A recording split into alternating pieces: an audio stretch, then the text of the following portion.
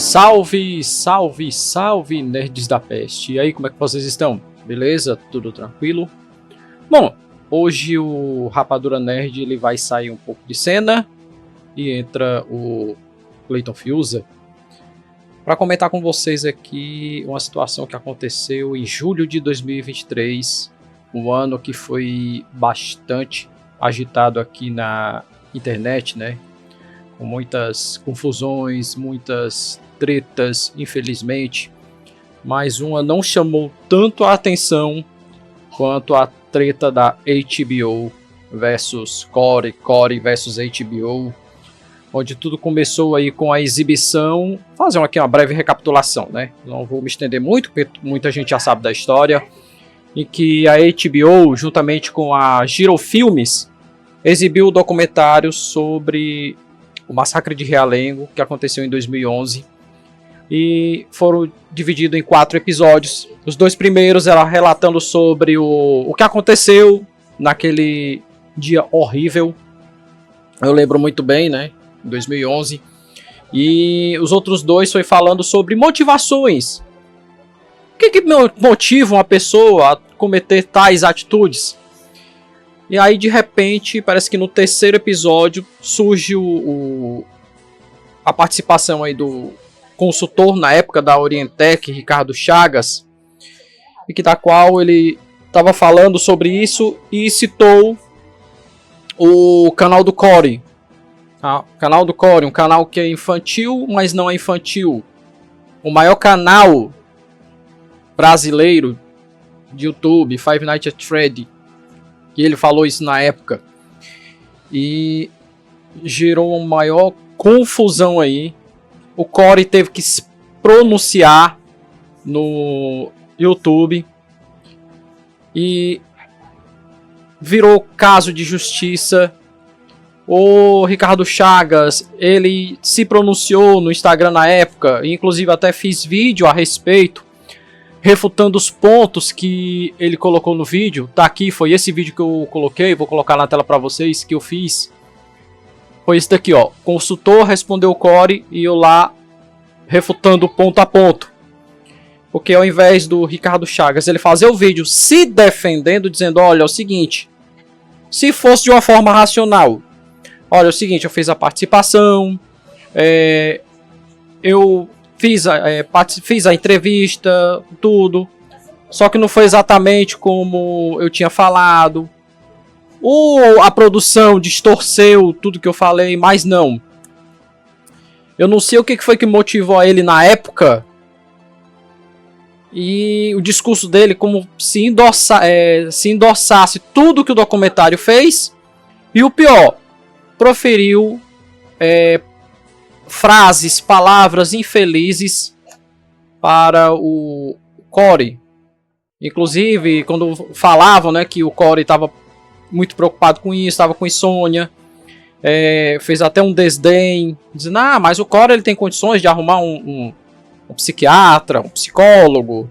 Não se preocupe, que ele não vai de Vasco da Gama. Isso gerou uma indignação muito grande. O Ricardo Chagas, na época, ele só não foi chamado de lindo. Mas desceram o sarrafo e ele ficou conhecido mais como o cara da HBO do que como o cara da Orientec. Isso repercutiu muito e até alguns canais, no caso o Britannics, eu tô contando isso aqui para vocês porque muitos canais não falaram sobre isso. Britannics fez até uma live com ele, com o Ricardo Chagas. E depois eu tive um contato com ele. Foi até bom, porque para ouvir o lado dele da história. E também ele fez vídeo antes disso, já amansando as palavras, né? Porque viu que aquelas palavras anteriores não foram nada boas, a galera ficou pé da vida mesmo. E com razão. Ficou pé da vida e com razão. E na época, né, o Ricardo Chagas, quando estava fazendo live, ele entrava nas lives e eu perguntava para ele como é que tá a situação do processo. Você tá podendo falar sobre o processo? Ele disse, Clayton, eu não posso falar sobre o processo porque tá sob segredo de justiça. E esse processo rolou, gente, por 3 anos. O maior prejudicado nessa história toda, sem sombra de dúvida, foi o Henrique Mondragon, o Corey. O Corey teve perda de patrocínio, vou colocar aqui na minha tela para vocês. Ele teve perda de patrocínio, muita gente se afastou dele, ele teve que se mudar às pressas, ele sofreu ameaças. Mas o maior dano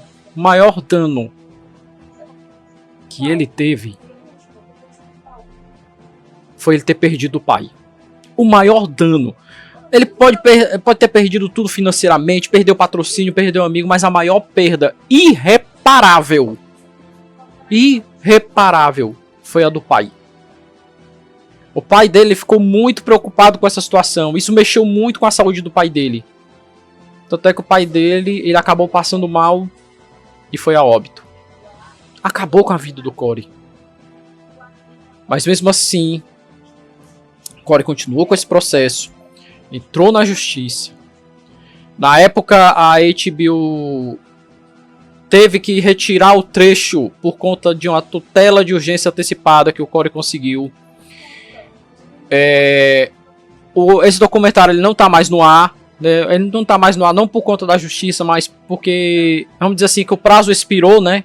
Não foi renovado com a HBO, porque era uma coprodução.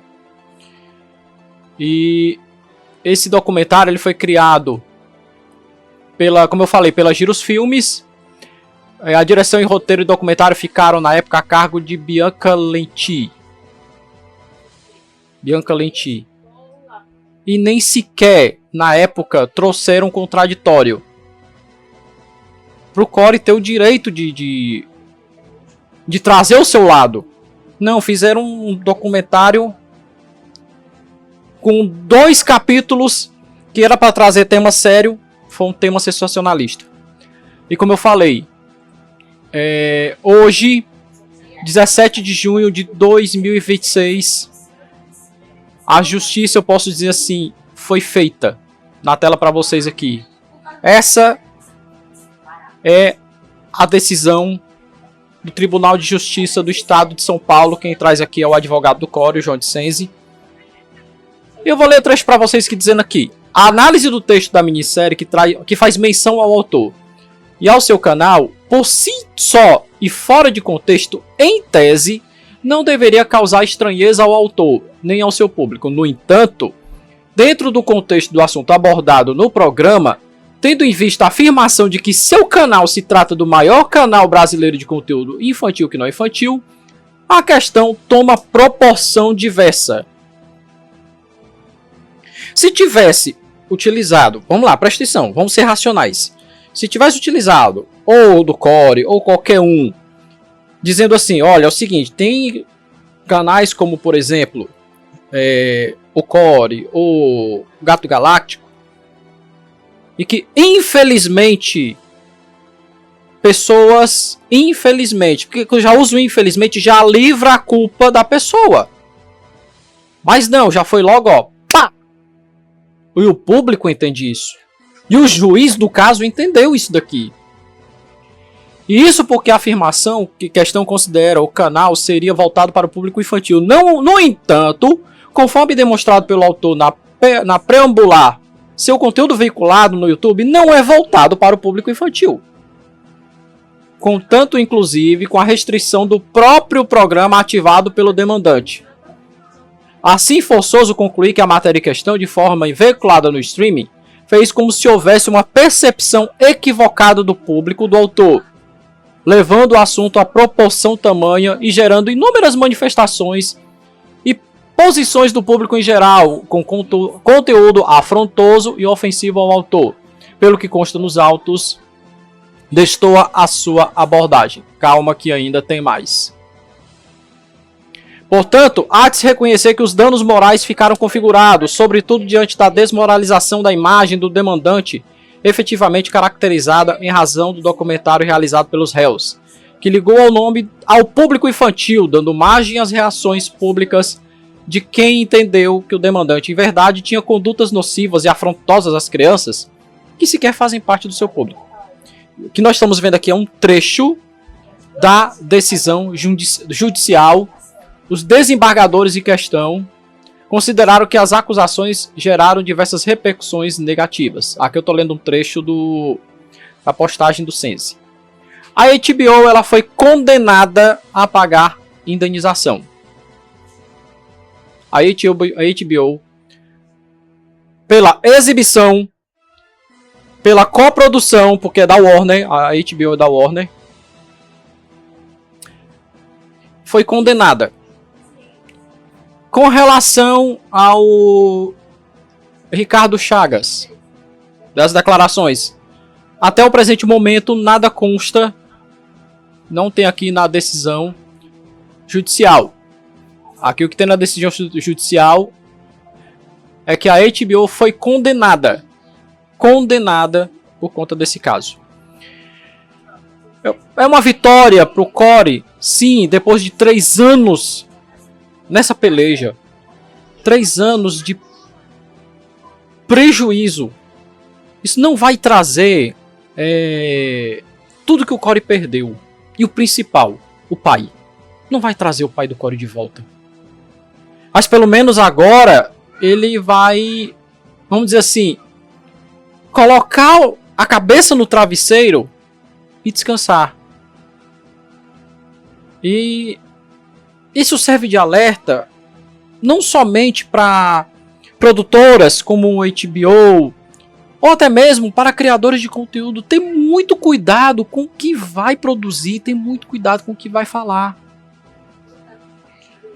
Por conta de um episódio, uma vida quase foi destruída. A vida do Corey quase foi destruída, a carreira dele quase foi destruída. Mas graças a Deus, a justiça foi feita. E atualmente, o Ricardo Chagas, ele tá sumido da internet. Sumiu. A página da Orientec, a última postagem foi em 2023. Acabou-se. Não se sabe o que ele faz, não se sabe aonde vive. Ele saiu da internet em definitivo.